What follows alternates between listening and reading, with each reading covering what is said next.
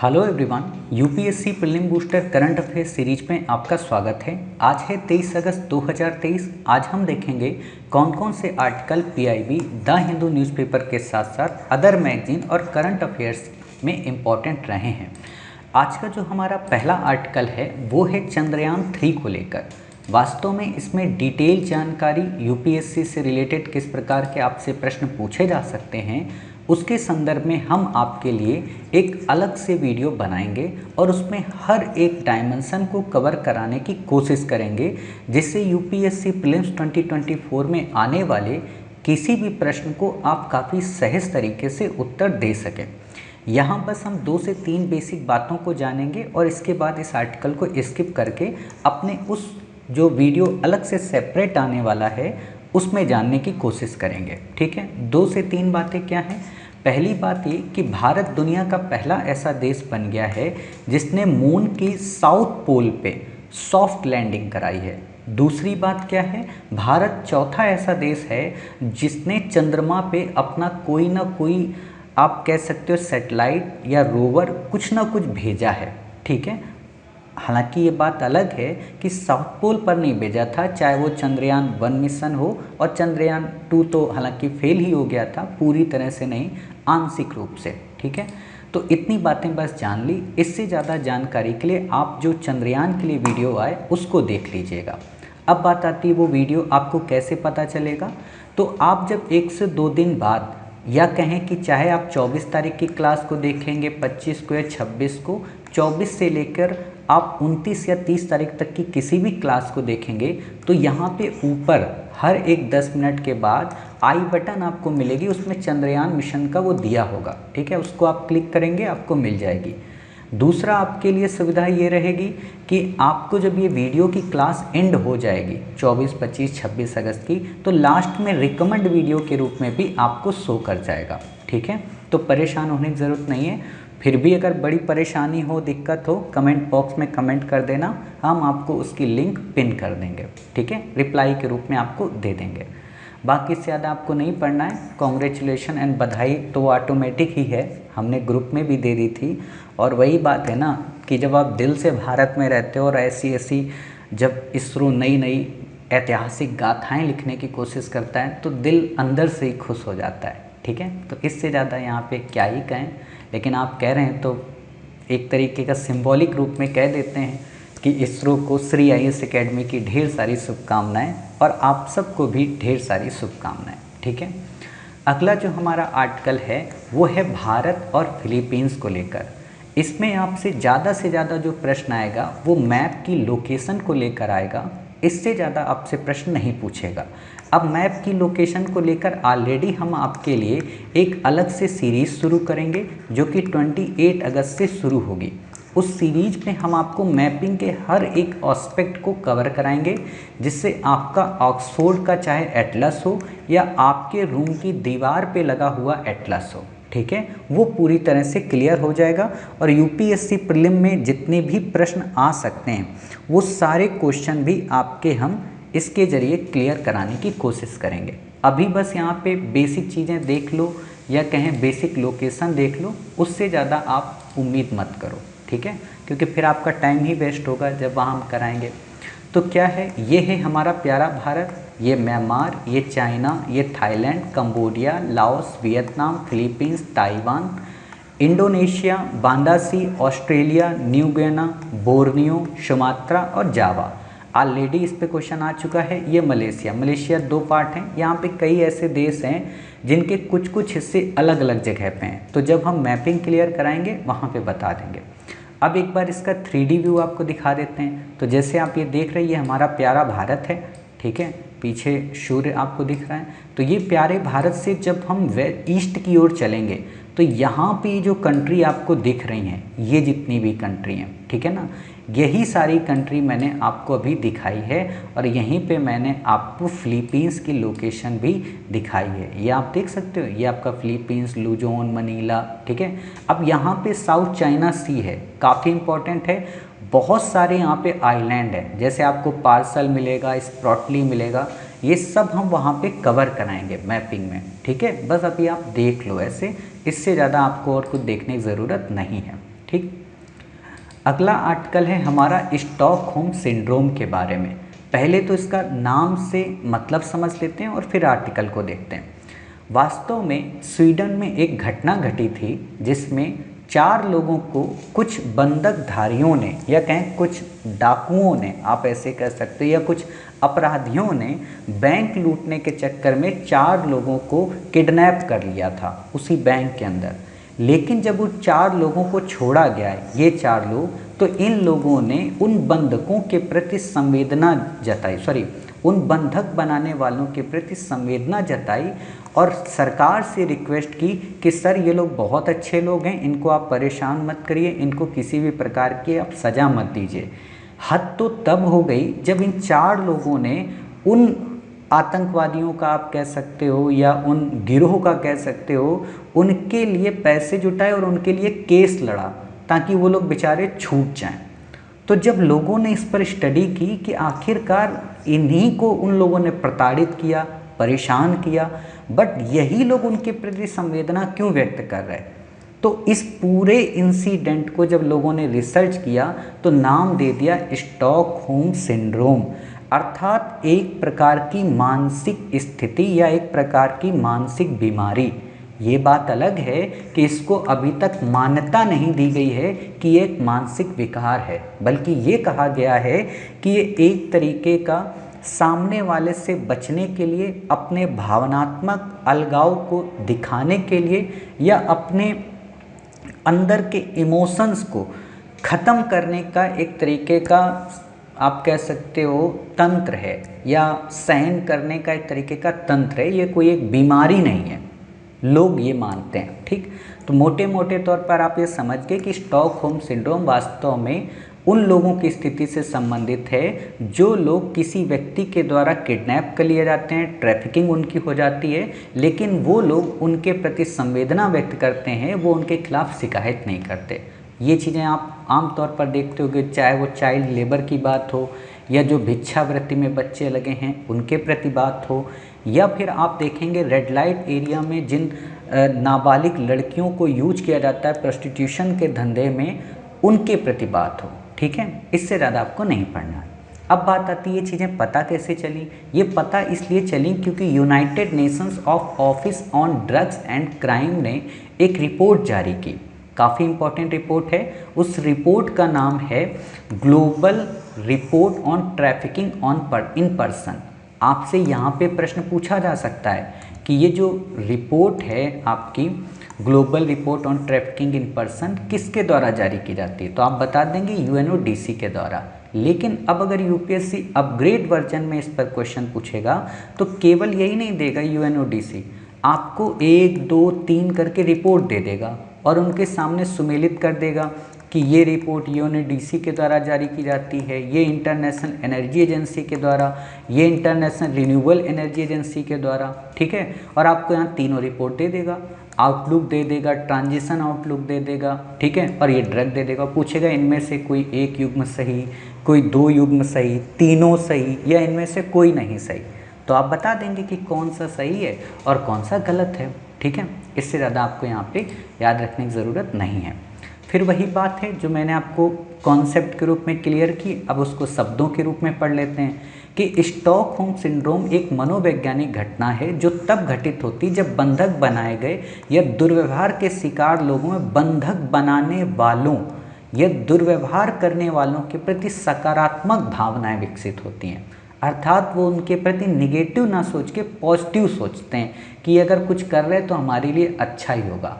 और यहाँ पे दूसरी जो सबसे हैरान करने वाली बात है वो क्या, कि जो अधिकारी उनको इस बंधक से बाहर करवाना चाहते हैं, उनको आज़ाद करवाना चाहते हैं, उनके प्रति वो लोग निगेटिव भावना रख लेते हैं। जैसे आप देखेंगे कभी कभी कि कई भिखारी होते हैं, ठीक है, या कई मानसिक रूप से पागल व्यक्ति, हम वहाँ पे ये शब्द नहीं यूज करेंगे पागल, कई मानसिक रूप से विकृति लोग जो होते हैं ऐसे ही घूमते रहते हैं सड़क में, नुक्कड़ पे, कहीं पे, और आप उनकी जब मदद करना चाहते हो तो वो आपसे भागते हैं, डरते हैं, इवन आपको गालियाँ देते हैं। ठीक है, तो ये वास्तव में उसी कैटेगरी के लोगों में आते हैं।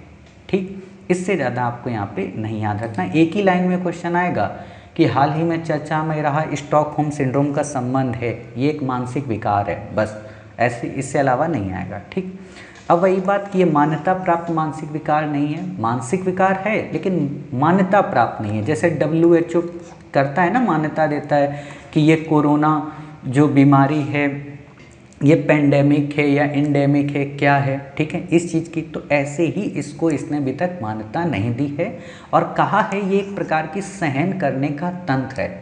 जैसे होता है ना, लोग आपके ऊपर कमेंट करते हैं, आप पर हंसी उड़ाते हैं, फलानी UPSC की तैयारी कर रही है, कलेक्ट्री बनेगी, कलेक्ट्राइन बनेगी या कलेक्टर बनेगा, तो आप क्या करते हो, सहन करते हो ना, रिस्पॉन्स नहीं देते हो। तो वही चीज़ है यहाँ पे। ठीक, बाकी आपको यहाँ कुछ नहीं याद रखना, वही बेसिक शब्द हैं कि शक्ति या संतुलन, अर्थात उनके अंदर इतनी शक्ति नहीं होती है कि वो उनसे लड़ सकें। भावनात्मक अलगाव, क्योंकि उनके इमोशंस को तोड़ दिया जाता है। अब छोटी सी बात है ना, जो लोग नाबालिग को बेचा जाता है तो उनका कोई ना कोई जान परिचित कई व्यक्ति होता है, चाहे वो किसी को प्यार में फंसाए या उनके माता पिता गरीबी में हो, उन्होंने बेच दिया हो, तो उन लोगों के अंदर ना इमोशन ख़त्म हो जाते हैं। वो सोचते हैं जब हमारे माता पिता ही हमको बेच दिए और अब ये व्यक्ति अगर हमारा शोषण कर रहा है तो क्या दिक्कत है। जैसे अभी मैं कुछ दिन पहले एक पर्सन से मैंने बात की थी, तो वो बंगाल के एरिया का है, तो वो यही बोल रहा था कि बंगाल में आम तौर पर जिन लड़कियों को प्रोस्टिट्यूशन के इस बिज़नेस में डाला जाता है तो वो ज़्यादा वो नहीं करती हैं, मतलब ज़्यादा परेशानियां नहीं खड़ी करती, क्योंकि उनको लगता है कि यार ठीक है, जैसा जीवन है जी लेते हैं। वही चीज़ है यहाँ पे। ठीक, इससे ज़्यादा आप मत याद रखिए। अगला आर्टिकल है हमारा जीन संपादित सरसों के बारे में। इंग्लिश में इसको समझेंगे तो आसानी रहेगी, मतलब इस शब्द को समझेंगे तो आसानी रहेगी। जीन संपादित सरसों का मतलब ये है कि जीन एडिटिंग सरसों। ठीक, जीन एडिटिंग का मतलब क्या होता है, पहले तो बेसिक समझते हैं। जैसे एक मनुष्य होता है, ठीक है, मनुष्य के शरीर में क्या क्या होता है। मनुष्य का जो शरीर होता है वो कोशिका से मिलकर बनता है। कोशिका क्या होती है, कोशिका को सरल शब्दों में अगर कहो तो शरीर के अंदर पाई जाने वाली छोटी छोटी नसें, ठीक, या जो ये शरीर आपका बना है, इस शरीर में जो मांस है इसको कोशिका कहते हैं। ठीक है, बायोलॉजी के टर्म में जाओगे तो फिर बड़ा डेप्थ हो जाएगा कि केंद्रक होता है, प्रोकैरियोटिक कोशिकाएं, यूकैरियोटिक कोशिकाएं, है ना, इतना मत जाओ। मैं बस सरल भाषा में समझाने की कोशिश कर रहा हूँ। अगर आप में से कोई बायोलॉजी वाला बच्चा हो और यहाँ एग्जाम्पल गलत फिट हो रहा हो तो गलत ही मान लेना, लेकिन बस समझना एक तरीके से। ठीक, कि मानव का जो शरीर है वो कई कोशिकाओं से मिलकर बनता है। इन कोशिकाओं के अंदर कई प्रकार के एसिड पाए जाते हैं जो इन कोशिका को संचालित करने में मदद करते हैं। उन्हीं एसिड में से एक एसिड है जिसका नाम है न्यूक्लिक एसिड। इस न्यूक्लिक एसिड के दो टाइप होते हैं, एक का नाम दिया जाता है DNA और एक का नाम दिया जाता है RNA। DNA का काम क्या होता है कि किसी भी व्यक्ति के अंदर उस व्यक्ति के आनुवंशिक गुणों को ले जाना एक जगह से दूसरे जगह पे, अर्थात जैसे मेल और फीमेल जब आपस में इंटरेक्ट करते हैं, जिस बेबी को जन्म देते हैं तो उस बेबी में कुछ गुण माता के और कुछ गुण पिता के, ठीक है, जिनको गुणसूत्र बोलते हैं, उनको संपादित करना, एक स्थान से दूसरे स्थान तक ले जाना, वो DNA का काम है। RNA थोड़ा इससे अपग्रेड है, अर्थात RNA ये बताता है कि कहाँ पे ले जाना है। ठीक है, अर्थात RNA एक तरीके का गूगल मैप का काम करता है। ठीक, इसीलिए कई बार आप देखेंगे RNA के आगे एक वर्ड लगा होता है mRNA। M का मतलब होता है मैसेंजर, मैसेज भेजना। इतनी बातें क्लियर हो गई। अब इसी DNA में, ठीक है, इसी DNA में, DNA तो काफ़ी बड़ा होता है, ठीक है, इसी DNA का एक छोटा सा खंड या कहें छोटा सा हिस्सा, उसको हम बोलते हैं जीन। ठीक है, जीन क्या एक तरीके से एक छोटा सा पार्ट है इस DNA या RNA का। क्लियर, जहाँ पर किसी भी व्यक्ति की सारी जानकारी होती है। जैसे मैं आपको एग्जांपल देता हूँ, अगर आपका मुझे DNA जानना है, जीन जानना है, ठीक, तो आपके शरीर का कोई भी एक छोटा सा अंग हम कट करके वहाँ से आपके जीन के बारे में पता लगा लेंगे, आपके गुणसूत्र के बारे में पता लगा लेंगे। ठीक, तो ये काम होता है जीन का। अब जीन क्या है, छोटा सा समूह है, और जीनोम क्या है, पूरा का पूरा डीएनए या कहें पूरा का पूरा वो जो पेयर्स होता है वो है जीनोम। ठीक, अब यहाँ पे दो शब्दों को फिर से अपने मन से जोड़ लो। जीन एडिटिंग की अगर बात आएगी तो क्या मतलब होगा, छोटे से हिस्से को एडिट करना। और अगर जीनोम एडिटिंग या जीनोम सीक्वेंसिंग की बात आएगी तो पूरे के पूरे बड़े हिस्से को सीक्वेंस में या क्रम में लगाना। अब इन दोनों चीज़ों की कब ज़रूरत पड़ती है, तो देखो जीन एडिटिंग की ज़रूरत तब पड़ती है जब मान लो शरीर का कोई एक हिस्सा, जैसे हाथ है, हाथ में कोई उंगली अगर काम नहीं कर रही तो हम हाथ की एक नस जहाँ से ये दिक्कत आ रही है वहाँ पे एडिट करेंगे, अर्थात उसको हम नाम देंगे जीन एडिटिंग। लेकिन अगर किसी व्यक्ति का पूरा शरीर ही पैरालाइज्ड है तो उस पूरे शरीर में सीक्वेंस बनाने के लिए कि कहाँ पे क्या क्या गड़बड़ है तो हम यूज करेंगे जीनोम का। समझ गए दोनों बातें, जीन और जीनोम में क्या डिफरेंस है। अब बात आती है यही चीज़ क्या पादपों में भी लागू होती है, तो जी हाँ, पादप का मतलब पौधे, अर्थात कोई भी पौधा जिसमें किसी भी प्रकार की कोई प्रॉब्लम आ रही, प्रॉब्लम कैसी कि वो किसी कीट के प्रति या किसी बीमारी के प्रति सक्षम नहीं हो पा रहा या उसका इम्यून सिस्टम उतना मजबूत नहीं हो पा रहा, तो उसमें उस प्रॉब्लम को एडिट कर दें। अगर उस छोटी सी प्रॉब्लम को एडिट करेंगे तो हम उसको जीन एडिटिंग बोलेंगे। अगर उस पूरे के पूरे पौधे के स्ट्रक्चर को एडिट करेंगे तो उसे हम जेनेटिक इंजीनियरिंग बोलेंगे। ठीक है, अब यहाँ पे आपके मन में आया होगा कि सर जीनोम एडिटिंग क्यों नहीं बोलेंगे। जीनोम एडिटिंग पौधे में उसको बोलते हैं जो उसी के अंदर के गुणों को एडिट करे। ठीक है, अब यहाँ पे मैं थोड़ा सा अंतर कर देता हूँ जीनोम में और आनुवांशिक में। एक ये दो शब्द आपको मिलेंगे। जीनोम का मतलब ये है कि किसी भी देसी प्रजाति, देसी का मतलब चाहे वो इंडिया की हो, इंडिया में है, अगर हम एडिट करेंगे तो उसको देसी प्रजाति कहेंगे, और कोई अमेरिकन प्रजाति है और वो अमेरिका में एडिट की जा रही तो अमेरिका की देसी प्रजाति, अर्थात जो जहाँ का पौधा है उसको वहीं पे अगर एडिट किया जा रहा है पूरे के पूरे पौधे को तो हम उसको नाम देते हैं जीनोम एडिटिंग। ठीक, और अगर उस पौधे में हम किसी विदेशी पौधे को मर्ज करा रहे हैं, ठीक, तो उसको हम बोलते हैं जेनेटिक इंजीनियरिंग या कहें आनुवांशिक, क्या नाम देंगे, आनुवांशिक संपादन। ठीक है, हिंदी में।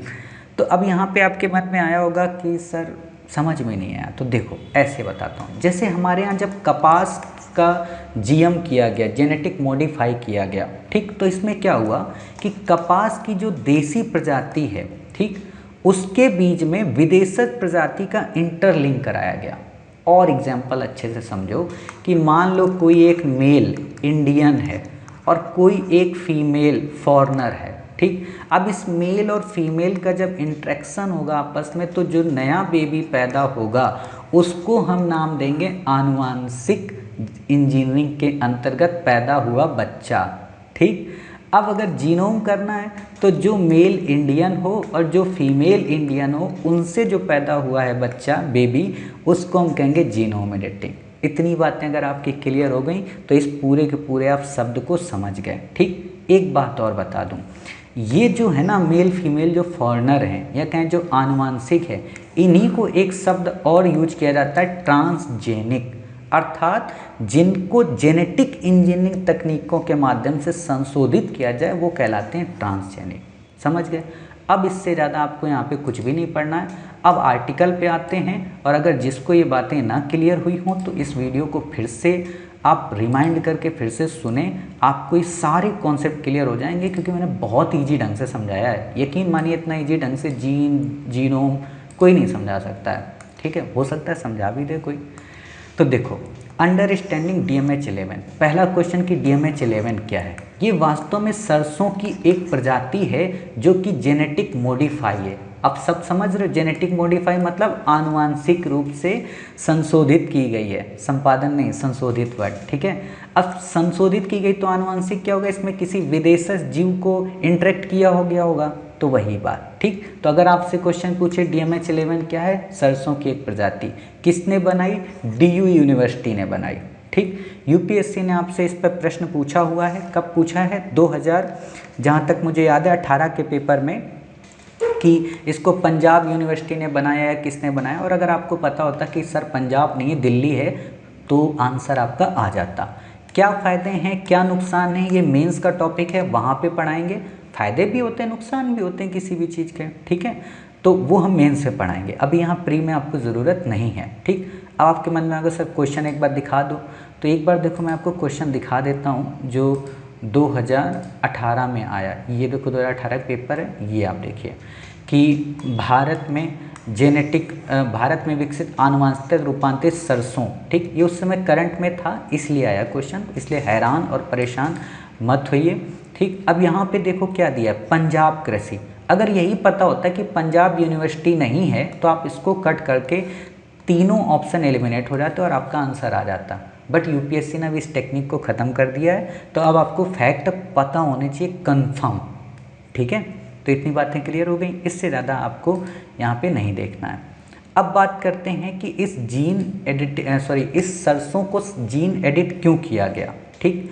तो होता क्या है कि जो सरसों है, आप में से कई सारे बच्चे जब तेल का यूज करते हैं, सरसों के तेल का, कच्ची घानी जिसको बोलते हैं, तो आपने देखा हुआ खाना बनाते समय उससे काफ़ी एक तीखी गंध आती है, कई बार वो आँखों में चुभती भी है। तो जो वो आँखों में चुभती है उसको हम बोलते हैं क्या, कोल्हू का तेल। कोल्हू का मतलब ये लकड़ी के पटे पर सरसों को पीसा जाता है, ठीक, तो उससे गंध आती है तीखी। तो ये गंध क्यों आती है, ये गंध आती है ग्लाइकोसाइनोलेट्स नामक यौगिक के कारण। अब आपके मन में प्रश्न आया होगा, ठीक है सर गंध आती है इस यौगिक के कारण, दिक्कत क्या है। दिक्कत ये है कि ये जो ग्लाइकोसाइनोलेट्स नामक यौगिक है, ये वैसे तो किसी भी सरसों के लिए उपयोगी है। क्यों, क्योंकि ये सरसों को अनेकों कीटों से और अनेकों बीमारियों से बचाता है। बट जब इस सरसों से जो उप उत्पाद निकलता है, अर्थात तेल के अलावा जो खरी निकलती है, कपिला जो निकलती है जिसको जानवर खाते हैं, उससे जानवरों को बीमारियां हो जाती हैं। जानवर को कौन सी बीमारी होती है, जानवर के गले में सूजन आ जाती है। तो इससे क्या होगा कि जो हमारा पशुपालन है वो प्रभावित होगा। तो उस पशुपालन को प्रभावित होने से बचाने के लिए वैज्ञानिकों ने एक कम तीखी गंध वाली सरसों का सरसों को जीन एडिट करके बनाया है, ठीक। और उस जीन एडिट करने में जिस तकनीकी का या जिस औजार का या जिस टूल्स का यूज किया है उसका नाम है क्रिस्पर। अभी इस पे भी आगे बात करेंगे, ठीक है। तो इतनी बातें आप समझ गए, क्रिस्पर, Cas9 और कम तीखी गंध वाली। अब एक बात बताओ, कॉमन सेंस लगाओ कि जब कम तीखी गंध वाली हमें सरसों बनानी होगी तो क्या करेंगे, ग्लूकोसाइनोलेट नामक इस यौगिक की मात्रा को बढ़ाएंगे या कम करेंगे, कम करेंगे। तो जब कम करेंगे तो किसके बराबर लाने की कोशिश करेंगे, तो इसको हम लाने की कोशिश करेंगे जो सरसों के समकक्ष ही एक और खाद्य तेल देता है कैनोला, उसके समकक्ष लाने की कोशिश करेंगे, क्योंकि उसमें इस प्रकार का कोई तीखापन नहीं होता है, ठीक। लेकिन वही बात है, दिक्कत क्या हो जाएगी, हम अपने खाद्य के लिए तो इस ग्लाइकोसाइनोलेट की मात्रा को कम कर सकते हैं, जानवरों की रक्षा के लिए कर सकते हैं, लेकिन ये पौधा फिर उस बीमारी के प्रति, उन कीटों के प्रति खुद के अंदर इम्यून सिस्टम नहीं डेवलप कर पाएगा। तो वैज्ञानिकों ने बड़ी सतर्कता से इस तरह से जीन एडिट किया है कि ग्लूकोसाइनोलेट की मात्रा भी कम हो जाए और कीट और पौधों के प्रति इसका इम्यून सिस्टम भी मजबूत बना रहे, ठीक। अब इस पूरे आर्टिकल को आप पढ़ लोगे, चीज़ें आपको यहाँ से पूरी क्लियर हो जाएंगी, बाकी आपको डिटेल में पढ़ने की ज़रूरत नहीं है। अब वही बात है ना, गले में गर्दन में सूजन आ गई, कैनोला बीजों की विकसित करने पर काम कर रहा है ना, बाकी आपको ज़्यादा यहाँ पे समझने की ज़रूरत नहीं है, मैंने जितना समझा दिया वही पूरा निचोड़ है, ठीक है। अब आप समझोगे, चीज़ें पढ़ लोगे, कोई दिक्कत नहीं आएगी। अब बात आती है सरसों की ब्रीडिंग में जीन या जीनोम संपादन की भूमिका, इससे फ़ायदा क्या होगा, है ना, इसकी भूमिका का मतलब इससे फ़ायदा क्या होगा। फ़ायदा यही होगा कि जो ग्लूकोसाइनोलेट है, ठीक, वो जहाँ से इसकी उपज होती है, अर्थात जैसे मान लो ये पौधा है तो हम मान के चलते हैं यहाँ पे ग्लूकोसाइनोलेट पाया जाता है, तो हम इस जगह को बस एडिट कर देंगे, ठीक। और इसके लिए हम एक कैंची का इस्तेमाल करेंगे, इसको काटना पड़ेगा ना, तो एक कैंची का इस्तेमाल करेंगे, उस कैंची का ही नाम है क्रिस्पर, ठीक। और उस कैंची से उस कैंची के ऊपर जो वो आप कह सकते हो जैसे कैंची में स्टील लगी होती है ना, उसी तरह से उस कैंची में जो आगे स्टील लगी होगी उसका नाम होगा Cas9 एंजाइम। ठीक। अब मन में आया होगा सर ये Cas9 एंजाइम क्या है? तो एंजाइम पहले समझते हैं। एंजाइम का मतलब ये होता है किसी भी व्यक्ति के शरीर में, ठीक, इम्यून सिस्टम को स्ट्रॉन्ग करना या उस व्यक्ति की मांसपेशियों का निर्माण करना। ये वास्तव में ऑटोमेटिक ही शरीर में अपने आप उपजता रहता है, ठीक है, बनता रहता है। कहने का मतलब पेट में होता है, अग्नाशय में होता है, ठीक, जो शरीर के इम्यून सिस्टम को मजबूत रखता है। अब वही बात है, हम बड़ी सावधानी से साफ़ सुथरी कैंची का अगर यूज करेंगे तो शरीर में कोई इन्फेक्शन नहीं होगा। ठीक। अब यहाँ पे एक बात बताओ, क्या जब कैंची से हम कोई चीज़ कट करते हैं तो क्या वो कैंची उसी के अंदर रहती है या बाद में वापस भी आ जाती है? काम खत्म करने के बाद वापस आ जाती है। तो एक Cas9 क्या जीन एडिटिंग के अंदर बना रहेगा? तो नहीं सर, वापस आ जाएगा। ठीक। तो यहाँ ये दोनों चीज़ों का आप कॉन्सेप्ट समझ गए। आगे इसकी हेल्प होने वाली है। क्या हेल्प होने वाली है? आगे कॉन्सेप्ट पढ़ोगे कि जब जीन एडिटिंग की जाती है तो उसमें जो एंजाइम हैं वो अंदर नहीं बने रहते बल्कि वो बाहर आ जाते हैं, ठीक, जो एडिट करता है। लेकिन जब आनुवांशिक रूप से जेनेटिक इंजीनियरिंग का काम किया जाता है, जेनेटिक मॉडिफाई किया जाता है, तो वहाँ उस विदेशज प्रजाति के जो स्पर्म हैं या जो एंजाइम हैं वो बने रहते हैं। स्पर्म वर्ड क्यों यूज किया हमने? क्योंकि मैंने बेबी का एग्जाम्पल दिया था। ठीक है, तो ये चीज़ें आपकी लिंक हो गई।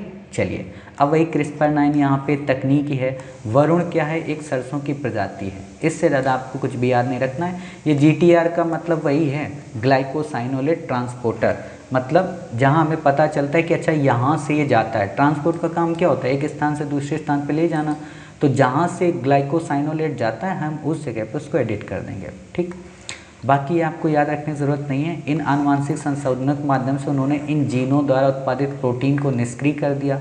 मतलब जिस प्रोटीन के कारण तीखी गंध आती है, मतलब तीखापन लगता है, या गाय को दिक्कत होती है, भैंस को दिक्कत होती है, किसी भी जानवर को दिक्कत होती है, उसकी मात्रा को इन्होंने कम कर दिया। ठीक। कीट प्रतिरोध और पौधों की सुरक्षा पर जीन संपादन के क्या प्रभाव पड़ेंगे? अब वही बात, पहले क्या होता था कि वो कीटों से बचाता था, अब क्या होगा? देखो, संशोधित सरसों के पौधों के बीजों में ग्लूकोसाइनोलेट स्तर कैनोला गुणवत्ता वाले बीजों के लिए निर्धारित 30 ppm यानी कि पार्ट्स पर मिलियन सीमा से कम पाया गया, जबकि बीजों के आसपास की पत्तियों में ग्लूकोसाइनोलेट का स्तर अधिक पाया गया। समझ रहे हो इस बात को? अर्थात इन्होंने इस तरीके से जीन एडिटिंग की है कि जो पौधा है जिससे बीज निकलेगा उस बीज में तो ग्लाइकोसाइनोलेट कम रहेगा, लेकिन उस पौधे का जो तना है और उसकी जो पत्तियां हैं, अर्थात जिससे वो सेफ्टी करता था, ठीक है, वो सेफ्टी वहाँ पे ऑटोमेटिक वैसी ही बनी रहेगी, बल्कि थोड़ी और मात्रा में डाल देंगे।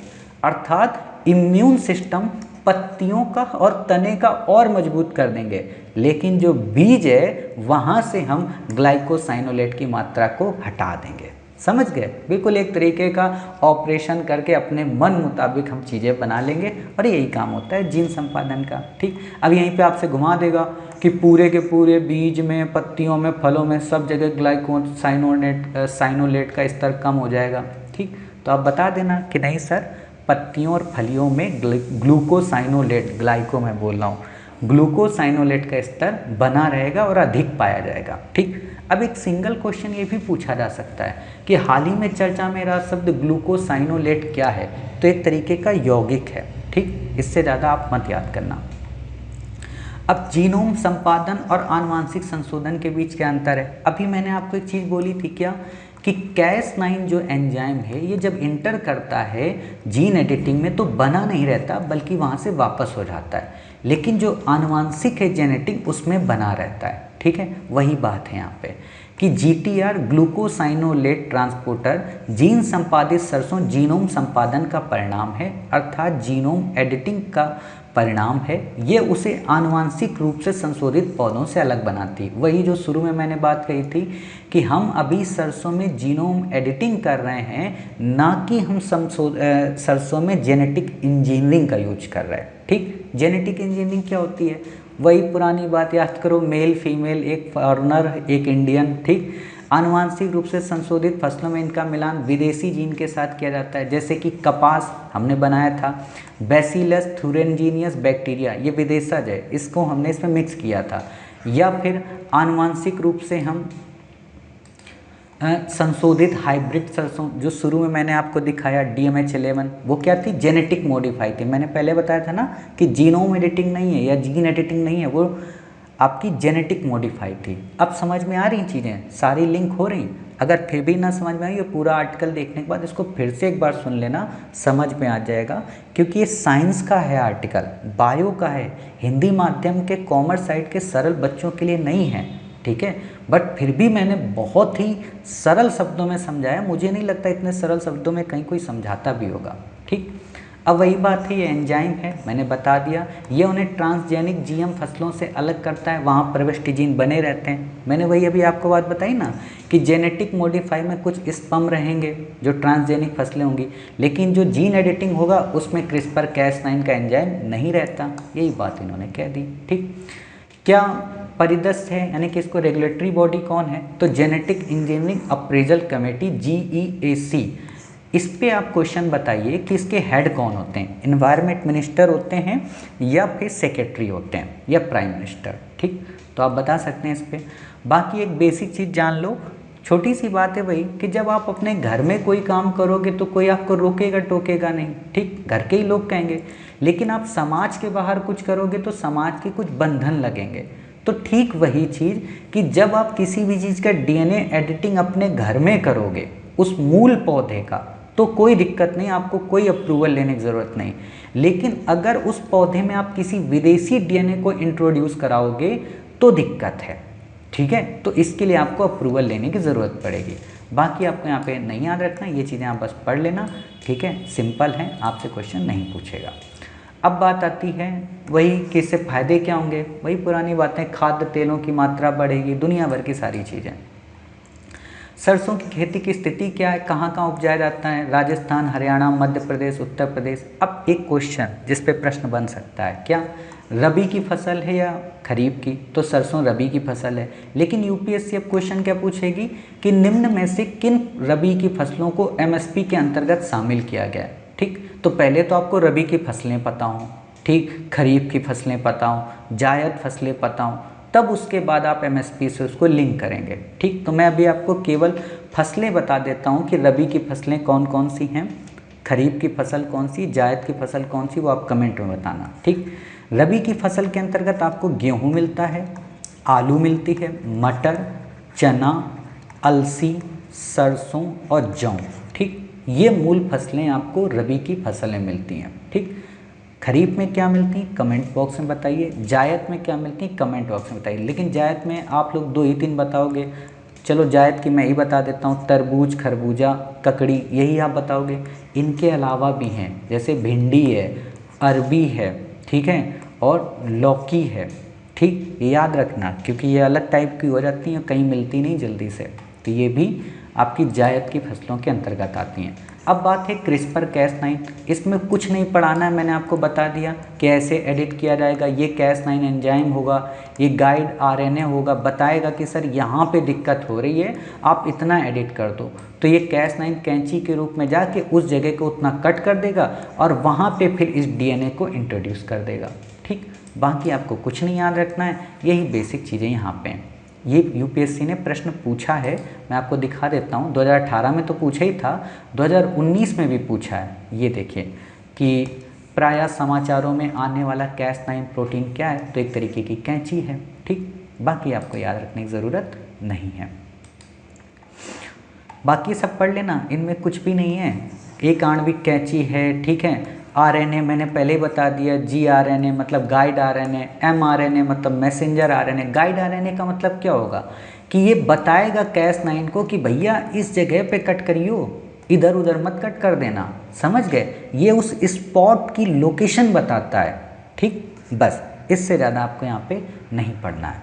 देखो वही बात है ना, गाइड मैकेनिज्म नीचे जब लिख दिया है, अब वही कि एक एक लाइन आप पढ़ोगे तो फिर आप ही को दिक्कत है, फिर आप क्या पढ़ोगे, ठीक है। तो मेरा काम है आपको बस थिंकिंग डेवलप कराना, आपके अंदर एक सोचने की प्रवृत्ति विकसित करना, क्वेश्चन कैसे आएगा ये चीज़ें बताना।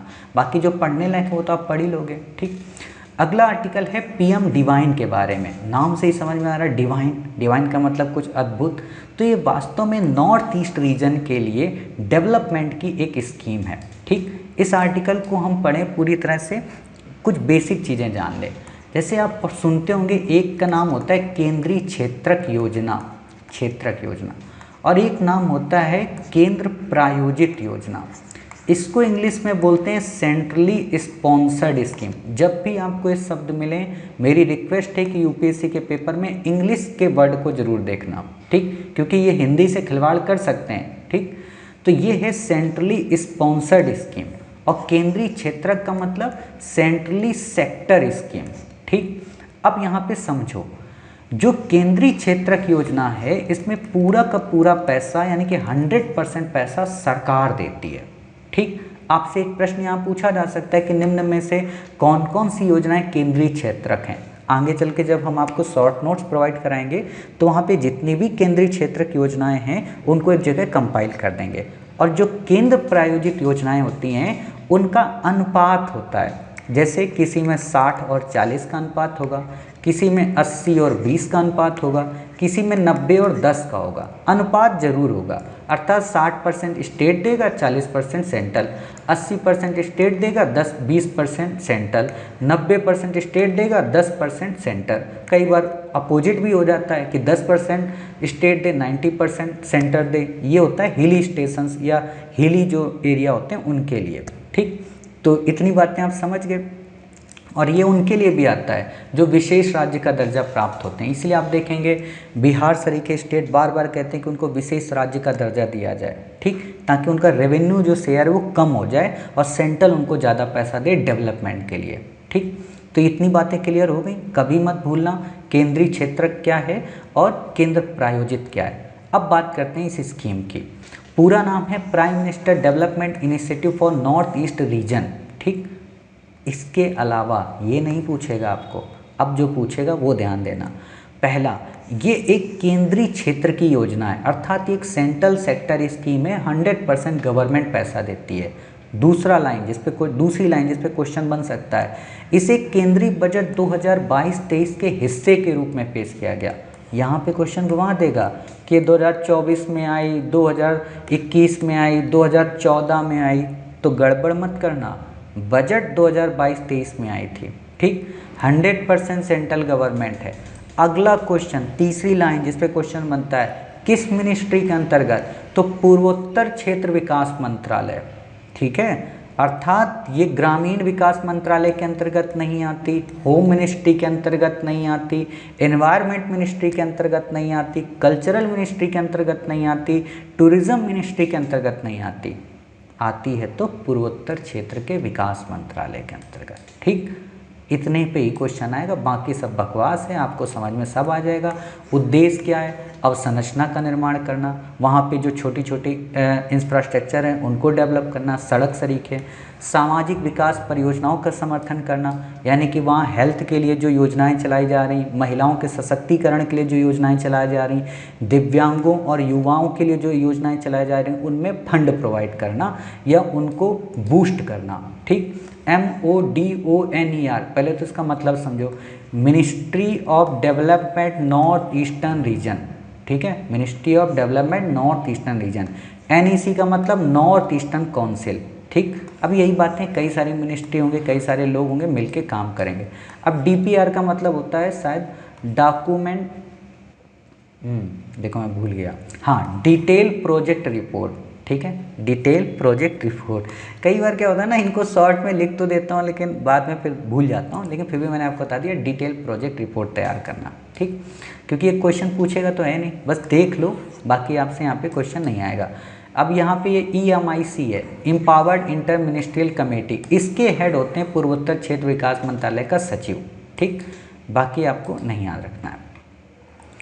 ये वही बेसिक बातें हैं, कौन कौन शामिल है, कौन कौन नहीं शामिल है। अगला जो क्वेश्चन इसी में बनेगा कि कौन इसके अंतर्गत पात्र नहीं है।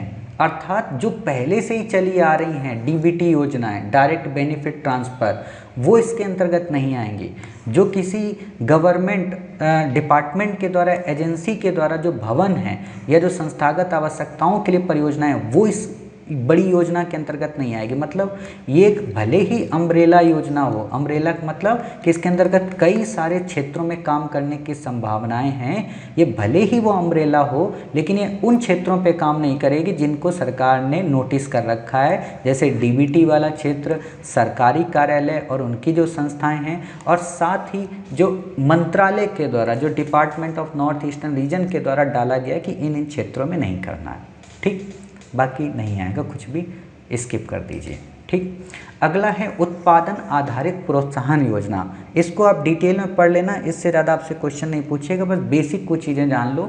नाम से समझ में आ रहा है कि मैन्युफैक्चरिंग इंडस्ट्री में प्रोडक्शन को बढ़ावा देने के लिए अलग से इंसेंटिव देना या पैसे प्रोवाइड कराना, या कहें कि उस मैन्युफैक्चरिंग यूनिट को बूस्टअप करना। ठीक, तो इससे क्या होगा, इससे हमारी जो मैन्युफैक्चरिंग यूनिट है या मेड इन इंडिया का जो कॉन्सेप्ट है वो बूस्ट होगा, हमारे यहाँ लेबर वर्क्स बूस्ट होगी, हमारे जो अलग अलग सेक्टर हैं वो बूस्ट होंगे, हमारा एक्सपोर्ट इंक्रीज होगा और इंपोर्ट डिक्रीज होगा। ठीक, तो हुआ क्या था कि 2020 में जब सरकार ने इस योजना की शुरुआत की थी तो इसमें केवल 3 इंडस्ट्री को शामिल किया था। मोबाइल और उससे रिलेटेड जो भी इक्विपमेंट्स होते हैं, विद्युत घटक या बिजली से रिलेटेड जो भी इंस्ट्रूमेंट्स होते हैं, और हेल्थ उपकरण जो भी होते हैं उनसे संबंधित।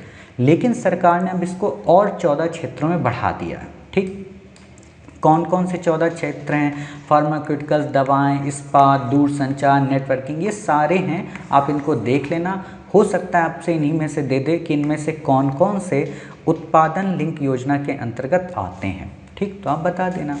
सौर पीवी मॉड्यूल का मतलब जो वो सोलर पैनल होता है ना, उसको बोलते हैं। ठीक, बाकी आपको यहाँ नहीं याद रखना है। वही बात है कि बिक्री के आधार पर तय की जाती है। अब जिसकी ज़्यादा मतलब बिक्री है, जिसका ज़्यादा मार्केट में कैप्चर है या मार्केट में डोमिनेंस है, मार्केटिंग अच्छी है, उसी को तो सरकार ज़्यादा पैसा देगी। ठीक, तो यही बातें हैं, बाकी आपको इस पर नहीं याद रखना है। एक बात और कि अनुसंधान एवं विकास निवेश पर कोई नई टेक्नोलॉजी का इन्वेंशन करना है, जैसे कोविड की वैक्सीन बनानी थी। ठीक, तो उसके अकॉर्डिंग सरकार फंड देगी ज़्यादा से ज़्यादा, ताकि इंटरनेशनल मार्केट में कंपटीशन फेयर हो सके। ठीक, अगला आर्टिकल है यूनाइटेड किंगडम के उत्तरी सागर में ड्रिलिंग। ड्रिलिंग का क्या मतलब है वो तो एक अलग चीज़ है, लेकिन जो मेन इंपॉर्टेंट क्वेश्चन है वो है नॉर्थ सी को लेकर कि इसमें कौन कौन से देश लगते हैं। तो अभी तो आपको साफ साफ दिख रहा है कि यूनाइटेड किंगडम लगता है। अब देखो यहाँ मैं एक शब्द क्लियर कर दूँ, यूके का मतलब केवल ब्रिटेन नहीं होता है, यूके का मतलब होता है इंग्लैंड, आयरलैंड, स्कॉटलैंड। ठीक है, ये 3 से 4 देश मिलकर पूरा बनाते हैं यूके, यूनाइटेड किंगडम। ठीक है, जैसे अखंड भारत हम लोग बोलते हैं ना, उसी तरह से यूनाइटेड किंगडम में आयरलैंड, स्कॉटलैंड, ये सारे देश आते हैं। ठीक, वेल्स जिसको बोलते हैं, मतलब इंग्लैंड को इंग्लैंड ना बोल के वेल्स बोलते हैं। ठीक, तो ये 3 से 4 देश आते हैं, उसको यूके नाम देते हैं। तो नॉर्थ सी में कौन कौन टच होता है? यूके टच होता है, नॉर्वे टच होता है, डेनमार्क टच होता है, नीदरलैंड टच होता है, बेल्जियम टच होता है, फ्रांस टच होता है। ठीक, ये इतने देश इस पर टच होते हैं। अब आपको 3D मैपिंग के जरिए भी दिखा देते हैं आपको लोकेशन। तो ये है हमारा प्यारा भारत। प्यारे भारत से हम चलेंगे ऊपर। ठीक है, ऊपर कहाँ? ऊपर नॉर्थ की ओर। ठीक, और नॉर्थ में हम जाने के बाद यहाँ पे जूम करेंगे। ठीक, ये आप एक तरीके से देख सकते हो। ठीक, ये है आपका यूनाइटेड किंगडम, आयरलैंड है, ये नॉर्थ सी, ये नॉर्वे, ये डेनमार्क, ये नीदरलैंड, ये बेल्जियम और ये फ्रांस का पेरिस। वहाँ पे भले एक पल को लग सकता है कि फ्रांस बनाता है कि नहीं सीमा, तो यहाँ देखो, यहाँ पे सीमा बन नहीं है ना, तो ये बनाता है। अब यहाँ पे 2 संधियाँ मिलेंगी, एक इंग्लिश चैनल आपको यहाँ पे देखने को मिलेगा। ठीक है, और दूसरा यहाँ पे कौन सी संधि मिलेगी, मैं दिखाता हूँ जूम करके, डोवर है। अब यहाँ पे शो कर जाए डोवर। ठीक है, कई बार क्या होता है ना, मैप में शो नहीं करता है, इस पर छोटी मोटी संधियों को लोग इज्जत नहीं देते हैं, कहने का मतलब ये है। ठीक, खैर फिर भी मैं आपको उस ओरिजिनल मैप में आपको दिखा देता हूँ। तो ये देख रहे हो, स्टेट ऑफ डोवर और इंग्लिश चैनल, ये सब ऐसे मैपिंग की क्लास में आपको कवर कराएंगे। ठीक, बाकी आप मत याद रखना। अब ये जान लो कि ड्रिलिंग का क्या मतलब है। देखो, अपतटीय ड्रिलिंग इसको बोलते हैं कि अर्थात समुद्र के बीच में एक पूरा का पूरा हमने मशीनरी लगा दी और समुद्र के नीचे हजारों किलोमीटर पाइप डाल के वहाँ से तेल निकाला या गैस निकाली। ठीक, अब एक बात बताओ, जब तेल निकाला जाएगा, खुदाई होगी, गैस होगी, आसपास के जहाज वहाँ तेल भरा जाएगा, तो तेल क्या होगा, इस समुद्र में फैलेगा। इस समुद्र में जब फैलेगा तो ऊपर से एक लेयर बनेगी। लेयर बनने से क्या होगा, जो मछलियाँ होंगी इनका दम घुटने लगेगा। क्यों? क्योंकि इंसुलेशन होगा। इंसुलेशन का मतलब ऊपर से ढक जाएगा तेल, उस परत को ढक लेगा, तो वो नीचे सांस नहीं जा पाएगी, सूर्य की किरणें उतने अच्छी मात्रा में नहीं जा पाएंगी, ऑक्सीजन की कमी हो जाएगी, तो मरने लगेंगे, अर्थात इन्वायरमेंट डिग्रेड होगा। इसी को लेकर ये सारी चिंताएं हैं। बाकी आपको ज़्यादा यहाँ पे डिटेल में पढ़ने की ज़रूरत नहीं है, आपको सारी चीज़ें समझ में आ जाएंगी। ठीक है, इतनी बातें क्लियर हो गई। अब हमारा जो लास्ट आर्टिकल है वो है उमियम झील के बारे में। बेसिक है, बस इतना जान लो कहाँ पर है, ये मेघालय में है। मेघालय की लोकेशन काफ़ी इंपॉर्टेंट है, आपसे प्रश्न पूछा जा सकता है। दूसरी चीज़, तीसरी चीज़, ये सबसे बड़ी कृत्रिम झील है, यानी कि मानव निर्मित झील है। ठीक, एक जलाशय है उमियम नदी, जिसको 12 पानी नदी भी कहा जाता है। ठीक, इसके अलावा आपको यहाँ पे याद रखने की ज़रूरत नहीं है। आपको एक बार मेघालय की लोकेशन दिखा देते हैं, उस पे आसपास के जो स्टेट हैं उनसे भी प्रश्न आपसे पूछा जा सकता है। ठीक है, मैं एक बार थोड़ा सा इसको सीधा करने की कोशिश करूँगा, हो जाएगा तो अच्छी बात है, नहीं होगा चलिए, सीधा नहीं होगा, खैर बेचारा नाराज़ हो गया है। तो ये आप देख सकते हैं, ये मेघालय आपको दिख रहा है, असम, नागालैंड, मणिपुर। अब क्वेश्चन क्या बन सकता है कि मेघालय की सीमा क्या म्यांमार से लगती है, ठीक है, या आपकी भूटान से लगती है? तो आपको पता हो, नॉर्मल से कई बच्चों को नहीं पता होता, तो आप बता देंगे हाँ सर लगती है। बाकी हमारी जो मैपिंग की क्लास होगी ना, वहाँ एक एक स्टेट को डिटेल में कवर कराएंगे कि कौन से नेशनल पार्क, कौन से टाइगर रिजर्व, कौन से डांस, कौन सी आर्ट एंड कल्चर, सब कुछ कवर कराएंगे। ठीक है, ताकि आपको पूरे इंडिया का एक आइडिया पता चल सके। ठीक है, आप भी भारत जोड़ो यात्रा की तरह पूरे इंडिया का भ्रमण कर सकें। तो इस तरीके से आज की हमारी करंट कवर हुई, अर्थात आज हमने काफ़ी सारे इंपॉर्टेंट आर्टिकल पढ़े। सबसे इंपॉर्टेंट तो जीन एडिटिंग से रिलेटेड था, जिसको मैंने डिटेल में समझाने की कोशिश की, इसलिए थोड़ा सा टाइम एक्स्ट्रा लग गया। टाइम के चक्कर में मत पड़ा करिए, 10 से 20 मिनट या कहें पूरे साल में आप 5 से 10 घंटे अगर एक्स्ट्रा भी दे देंगे तो ज़िंदगी के हज़ारों घंटे आप बचा लेंगे, क्योंकि इससे बेस्ट कंटेंट आपको कहीं नहीं मिलने वाला। आप इसको मेरा अहंकार कहो या कुछ भी कहो, क्योंकि मैं बहुत रिसर्च करके और एग्ज़ाम ओरिएंटेड ही पढ़ाता हूँ। और एग्ज़ाम ओरिएंटेड का मतलब सिर्फ यूपीएससी, मैं कभी नहीं कहता ये क्लासेस यूपी पीसीएस वालों के लिए या दुनिया भर के अदर एग्ज़ाम के लिए, क्योंकि मेरा फोकस है हिंदी माध्यम के बच्चों को टॉप 10 के अंदर लाना। और मैं ये प्रॉमिस करता हूँ आप में से हर बच्चे से कि 2024 का जो प्रीलिम्स होगा उसमें श्री आईएएस एकेडमी का इतना रिजल्ट आएगा जितना आप सोच भी नहीं सकते हैं। और 2025 में जब फाइनल रिजल्ट आएगा 24 वालों का, तो दावे के साथ कह सकता हूँ टॉप 10 के अंदर हिंदी माध्यम की रैंक होगी और श्री आईएएस एकेडमी से होगी। कोई फर्जी नहीं होगा, मतलब ये नहीं होगा कि हमने इंटरव्यू उसका करा दिया तो उसको अपने एकेडमी में शामिल कर लिया। वो बेसिक क्लास से होगा, जीरो फाउंडेशन से, समझ गए? और ये वादा है, आप इसको चाहे रिकॉर्ड करके रख लेना, क्योंकि इसी संकल्प के साथ हमने एकेडमी शुरू की है और इसी संकल्प को पूरा करके दिखाना है। ठीक है, तो उम्मीद है मिलते हैं अपने नेक्स्ट क्लास में, अर्थात 24 अगस्त के करंट अफेयर्स के साथ। तब तक अपना ख्याल रखिए, स्वस्थ रहिए। जय हिंद, जय भारत, वंदे मातरम, भारत माता की जय।